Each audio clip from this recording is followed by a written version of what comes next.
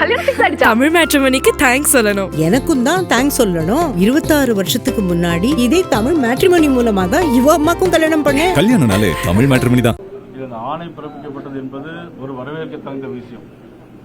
But ஆனால் அன்னைக்கு கரூர் நடந்த சம்பவத்திற்கு அவர் அன்றைக்கு அங்கிருந்தே ஒரு ஆறுதல் கூறியிருந்தால் இதை விட அது இன்னும் நன்றாக இருந்தது. அன்றைக்கே கூட இருந்து ஆறுதல் கூறியிருந்தால் இன்னைக்கு முதலமைச்சராக வந்துட்டாரு. முதலமைச்சராக வந்ததுனால இன்னைக்கு கருணை அடிப்படையில் ஆணை கொடுக்கறது அதை பற்றி ஒன்றும் தவறில்லை. அன்னைக்கே கூட இருந்து ஆறுதல் சொல்லியிருந்தால் அதை விட இன்னும் பெரிய மரியாதையாக இருந்தது. அதிமுகவுடைய கரூர் உறுப்பினரும் ராஜினாமா செஞ்சிருக்காரு. இந்த சூழல்ல இப்ப போய் அந்த கருணை அடிப்படையிலான பணி நியமனங்கள் வழங்கப்படுகிறார். அரசியல் காரணங்களுக்காக வழங்கப்படுவதாக கருதுகிறீர்களா? எப்படி இல்ல, உண்மையில இது முழுக்க முழுக்க அரசியல் காரணம் தான். ஒன்று, அங்குள்ள சட்டமன்ற உறுப்பினர் தனது பதவியை ராஜினாமா செஞ்சிருக்கிறாங்க. ராஜினாமா செய்ய வேண்டிய அவசியமே இல்லை. தேர்தல் முடிந்து 50 நாளைக்குள்ள ராஜினாமா செய்ய வேண்டிய அவசியம் அம்பாசமுத்திரத்திலையும் தேவையில்லை, கரூர்லையும் தேவையில்லை, விராலிமலையிலும் தேவையில்லை. ஆனால் இது இன்றைக்கு அரசாங்கம் இன்னைக்கு அதை தவறான முறையில் இன்னைக்கு சட்டத்தை தவறான முறையில் பயன்படுத்துகிறது. இப்போ விஜய் கூட்டணிக்கு தமிழக வெற்றி கழகத்தினுடைய கூட்டணிக்கு தொடர்ந்து போயிட்டே இருக்காங்க. காங்கிரஸ் கட்சி தொடர்ந்து விமர்சனம் செஞ்சுட்டே இருக்காங்க. காங்கிரஸ் கட்சி அவங்க கூட்டணிக்குள்ளே இருக்கக்கூடிய திருமாவளவன் பேசினது, நாங்க திமுகவோட நட்போட இருக்கோம்னு சொல்லி பேசினார் அப்படிங்கிறதுக்கு காங்கிரஸ் மாணிக்கம் தாக்கூர் விமர்சனம் பண்ணியிருக்காரு. வைகோ அவருக்கு நோபல் பரிசு கொடுக்கலாம்னு சொல்றாரு. அதுக்கு தொடர்ந்து அவங்க ரியாக்ட் பண்றாங்க. எப்படி அவங்க கூட்டணிக்குள்ள ஒரு பிரச்சனைக்குவே ஏற்படுதுன்னு பாக்குறீங்களா? எப்படி அது? ஏற்கனவே INDI கூட்டணி ஒரு கூட்டணி இருந்துச்சு. இப்ப அந்த கூட்டணி அங்கிருந்து இல்ல. இப்ப அடுத்தால வரக்கூடிய 2029 தேர்தலில் மீண்டும் இந்தியாவுடைய பிரைம் மினிஸ்டர் மோடி அவர்கள் உறுதியாக வருவார்கள் என்பது எல்லோருக்குமே தெரிந்த விஷயம். ஆக இந்த மாதிரி சூழ்நிலையில் இன்னைக்கு மதிப்புக்குரிய திருமாவளவன் அவர்கள் இன்னைக்கு நாங்கள் திமுகவோட நட்புறவும் இருக்கிறோம், இது பாலுக்கும் காவல் பூனைக்கும் காவல்ங்கிற மாதிரி உள்ள ஒரு பேச்சாக இருக்கிறது. இதை எப்படி ஏற்றுக்கொள்ள முடியும்? காங்கிரஸ் கட்சி காலங்காலமாக தமிழகத்திற்கு துரோகம் செய்த கட்சி. அது காவிரி பிரச்சனையா இருக்கலாம், முல்லை பெரியாறு பிரச்சனையா இருக்கலாம், எல்லாம் துரோகம் செஞ்ச கட்சி.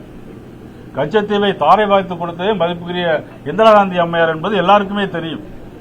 உங்களை மீனவர்களுக்கு துரோகம் செஞ்சது காங்கிரஸ் கட்சி, மதிப்புக்குரிய இந்திரா காந்தி அம்மையார் அவர்கள். இதையெல்லாம் இப்போ இருக்கிற காங்கிரஸ் கட்சியிலே மாநில தேர்வு அறிவாரா அல்லது தெரிந்திருக்கிறாரா என்பது தெரியவில்லை. தற்போது கூட இன்னைக்கு கர்நாடக மாநிலத்தில் இன்றைக்கு ஆண்டு கொண்டிருக்கிற கட்சி காங்கிரஸ் கட்சி மேகதாது அணையில் அணை கட்டுவோம் என்று சொல்லியிருக்கிறார்கள். ஆனா அதை கூட இன்னைக்கு தடுத்து நிறுத்த முடியல. ஒரு போன்ல கூட சொல்லிடலாம்.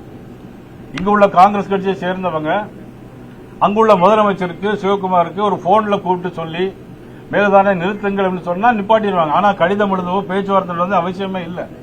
காங்கிரஸ் கட்சி எல்லா காலங்களிலும் ஆரம்ப காலத்திலிருந்து இன்று வரையிலும் தமிழகத்திற்கு நடவடிக்கை எடுக்கணும்னு சொல்லியிருக்காரு மாணிக்கம் தாக்கூர். சொல்லும்போது முதலமைச்சர் இங்க இருந்து அழுத்தம் கொடுக்கிறாரு. பிரதம மந்திரி இது குறித்து காவிரியில் மேகதாட்டு அணை கட்டுறதை தடுக்கணும்னு சொல்லி பிரதமர் எல்லாம் தடுக்கணும்னு சொல்றாரு. அது எப்படி? இல்ல, நான் தான் ஏற்கனவே சொல்றேன். இன்னைக்கு கர்நாடக மாநிலத்தில் இருக்கக்கூடிய கட்சி காங்கிரஸ் கட்சி. அந்த காங்கிரஸ் கட்சி மதிப்புக்குரிய விஜய் தலைமையில எங்கே இருக்கக்கூடிய கட்சியில அங்க வைக்கிறது அமைச்சராக இருக்கிறாங்க. 2 அமைச்சர்கள் இருக்காங்க. ஒரு அமைச்சர் போக்சோ குற்றத்தில் உள்ள போக வேண்டிய காங்கிரஸ் கட்சியை சேர்ந்தவர், அவரும் இந்த அமைச்சரில் இருக்கிறார். ஆனா இவர்கள் ஏன் பிரைம் மினிஸ்டர் பார்க்க வேண்டிய அவசியமே இல்லை. இவர்களே பேசி முடித்துக் கொள்ளலாம். இது காங்கிரஸ் கட்சி தானே கர்நாடகத்தில் இன்னைக்கு ஆளுங்கட்சியா இருக்குது. பாஜக ஆட்சியை வீழ்த்தணும் அப்படின்னா திமுகவும் தாவேகவும் ஒரே நிலை இணையணுன்ற மாதிரி திருமாவளவன் சமீபத்தில் பேட்டி கொடுத்தது எப்படி பாக்குறீங்க? நான் தான் ஆரம்பத்திலே சொன்னேன், 2029 பாராளுமன்ற தேர்தலில் மீண்டும் பிரைம் மினிஸ்டர் தான் வருவார் எந்த சூழ்நிலையிலும். இன்னைக்கு திரிணாமுல் காங்கிரஸ் அவங்களுடைய INDI இருக்கிறாங்களா? இல்ல. இன்னைக்கு இப்போ திமுகவில் இருந்து INDI கூட்டணியில் யாரும் இருக்காங்களா? இல்ல. ஆனால் எந்த சூழ்நிலையும் பாரதிய ஜனதா கட்சி ஆளுங்கட்சியா வருவதை யாராலும் தடுக்க முடியாது. அதற்கு இப்பொழுது எல்லாம் பேசிக் கொண்டிருக்கிறார். தொழில்துறை அமைச்சர் அரசு பள்ளியில போயிட்டு குழந்தைகளுக்கு ஆங்கிலம் பேச வர யாருங்க? இல்ல, அதனால தானே அங்கே ஒரு கால் வச்சிருக்காரு, இங்கே ஒரு கால் வச்சிருக்காரு. அவர் ஏண்டா போனோம்னு நினைக்கிறாரா அல்லது இங்க ஏன் இருக்கிறோம் என்று நினைக்கிறாரா என்பதை ஒரு தெளிவுபடுத்தினா நல்லா இருக்கும். மக்கள் கட்சி தாவேக்காவோடு நெருங்குவதால் இந்த முடிவை எடுக்கக்கூடிய ஒரு நிலைக்கு தள்ளப்பட்டிருக்கிறார்.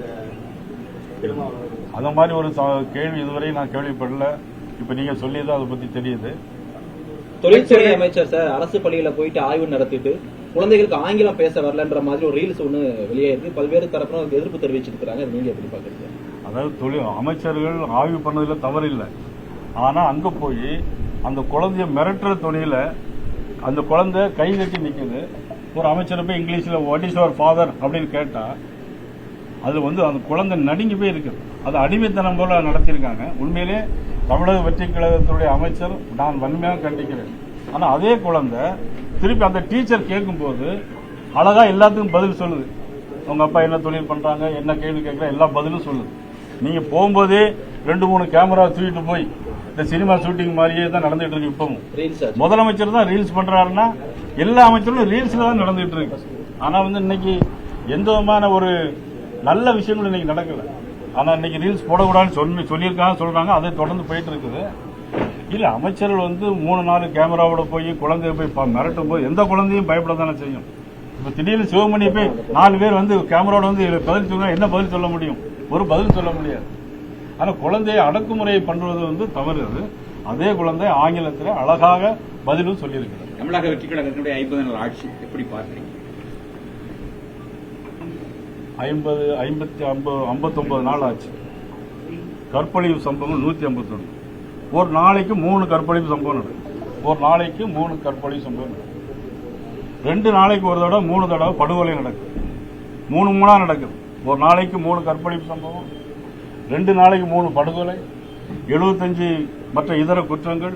இதெல்லாம் தமிழ்நாட்டில் இன்னைக்கு நடந்துட்டு இருக்கு. நான் சொல்றது இந்த ஆட்சியை நான் குறை சொல்லல. இதை ஏன் தடுக்க முயற்சிக்கவில்லை? உங்களுக்கு ஒரு ஆட்சி வந்த பிறகு குறைந்தபட்சம் ஒரு 6 மாதமாவது அவகாசம் கொடுத்து இந்த ஆட்சியை எப்படி நடைபெறுகிறது என்பதை பார்க்க வேண்டும் என்பதுதான் எல்லா எதிர்க்கட்சிகளுடைய ஒரு தர்மம் கூட.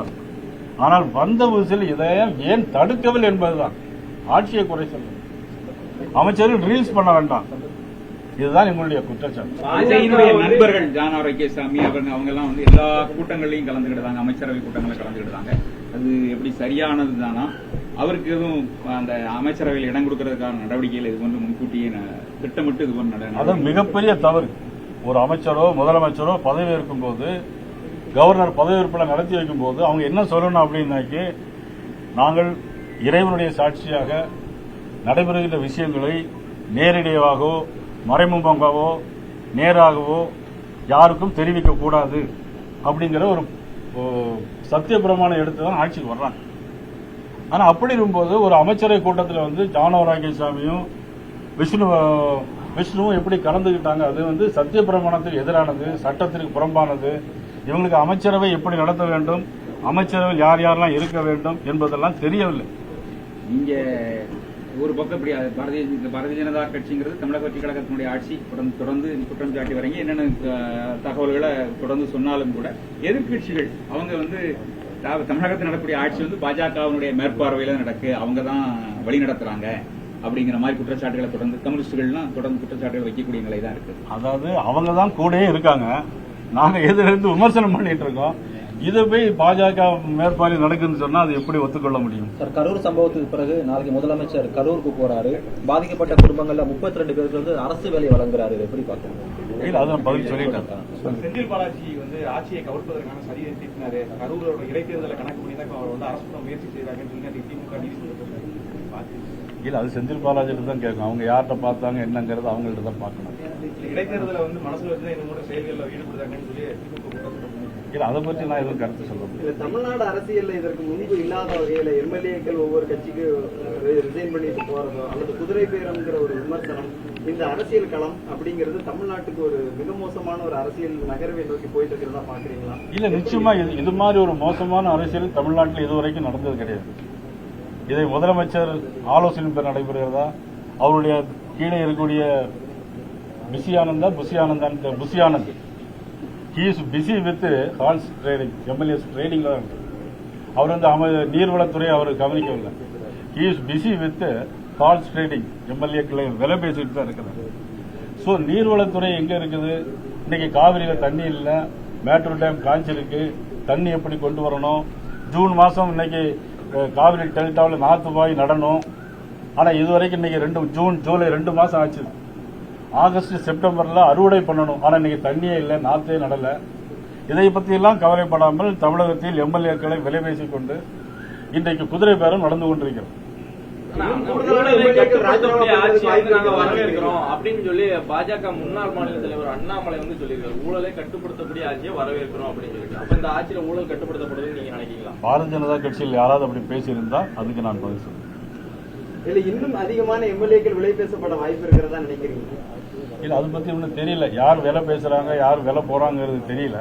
இந்த இடைத்தேர்தல்ங்கிறது ஏற்கனவே 2-3 மாநிலங்களுக்கு இடைத்தேர்தல் சொல்லப்பட்டது. தமிழகத்துல அதோட ஒட்டி இருக்கக்கூடிய தமிழகத்துக்கு இடைத்தேர்தல் அறிவிக்கப்படல.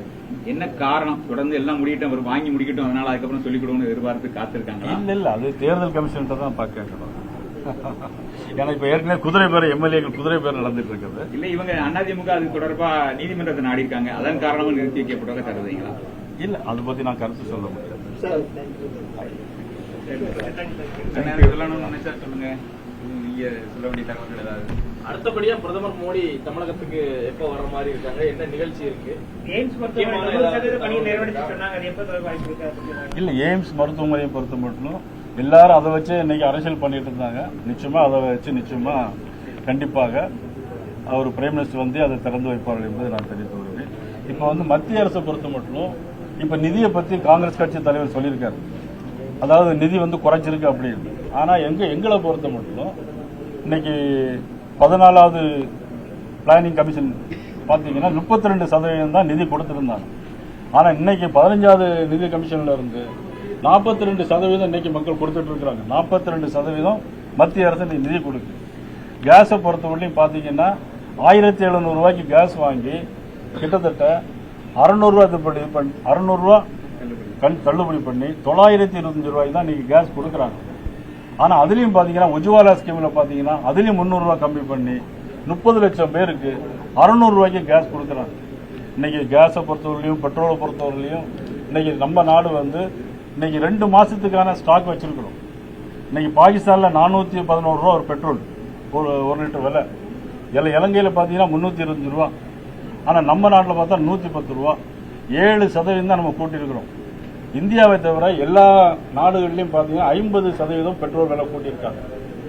உரவிலையை பொறுத்த மட்டும் பாத்தீங்கன்னா 4500 ரூபா யூரியா ஒரு மூளை யூரியா 4500 ரூபா. ஆனா இன்னைக்கு 300 ரூபாய்க்கு தான் கொடுக்குறோம். மத்திய அரசு தான் கொடுக்குறோம். அதே மாதிரி பாத்தீங்கன்னா டிஏபி பாத்தீங்கன்னா 4000 ரூபாய்க்கு வாங்கி 1200 ரூபாய்க்கு கொடுக்காங்க விவசாயிகள். இது மத்திய அரசு தான் கொடுக்கும். தமிழ்நாட்டில் உள்ளவங்களும் அதே தான் கொடுக்குறோம். நார்த் ஈஸ்ட்ல உள்ளவங்களுக்கும் அதே தான் கொடுக்குறோம். ஆனா மத்திய அரசு தான் அதை கொடுக்கும். அதே மாதிரி ரேஷன் கார்டுகளை பொறுத்த மட்டும் பாத்தீங்கன்னா கார்டு வச்சிருக்கவங்களுக்கு இன்னைக்கு 25 கிலோ அரிசியை வந்து எல்லா வீடுகளுக்கும் இன்னைக்கு தட்டுப்பாடு இல்லாமல் கொடுக்கறது மத்திய அரசு ஃப்ரீயா கொடுக்குது. ஆனா மாநில அரசு தாங்கள் கொடுப்பது போல எந்த அரசு வந்தாலும் அதை காட்டிக்கிட்டே இருக்கிறாங்க. ஆனா இன்னைக்கு கேஸை பொறுத்த மட்டும் பாத்தீங்கன்னாக்கி வெளிநாட்டுல இருந்து வாங்குறத விட 20% கல்ஃப் கண்ட்ரிஸ் வாங்கிட்டு இருந்தோம். இப்ப அதெல்லாம் குறைச்சி 7-8% தான் இன்னைக்கு வாங்குறோம். மீதெல்லாம் ரஷ்யா போன்ற நாடுகள் வாங்குறோம். ஆக எந்த நாட்டையும் நம்பி எந்த இதுலயும் நமக்கு தயாரா அவர்களை அடுத்த நாடுகளை நம்பி தயாரா இல்ல. நம்ம செல்ஃப் சபிஷியன்ட் நாடு இது. 60 நாளைக்கான எல்லா தேவையும் நம்ம வச்சிருக்கோம். கேஸை பொறுத்தவரையிலும் இவ்வளவு 1.25 லட்சம் கோடி ரூபாய் நீங்க நஷ்டம் ஏற்படுது. இன்னைக்கு டெர்மினல் பாத்தீங்கன்னா 2 டெர்மினல் வச்சிருந்த முன்னாடி இப்ப 4 டெர்மினல் வச்சிருக்கோம். இன்னைக்கு பைப் லைன் பாத்தீங்கன்னா 6000 கிலோமீட்டர் பைப் லைன் போடுறோம் கேஸ் கம்பெனி. அதனால தான் இன்னைக்கு டாலர் விலை பேரலுக்கு வந்து குறைஞ்சா கூட அந்த உள்கட்டமைப்பு வசதியை இன்ஃப்ராஸ்ட்ரக்சர் ஃபெசிலிட்டியை இன்னைக்கு மத்திய அரசு தாராளமா இன்னைக்கு செஞ்சுட்டு இருக்கு என்பது தெரியும். தமிழ் மேட்ரிமோனிக்கு தேங்க்ஸ் சொல்லணும். எனக்கும் தான் தேங்க்ஸ் சொல்லணும். 26 வருஷத்துக்கு முன்னாடி இதே தமிழ் மேட்ரிமோனி மூலமாக இவ அம்மாக்கும் கல்யாணம் பண்ணேன். கல்யாணம்னாலே தமிழ் மேட்ரிமோனி தான்.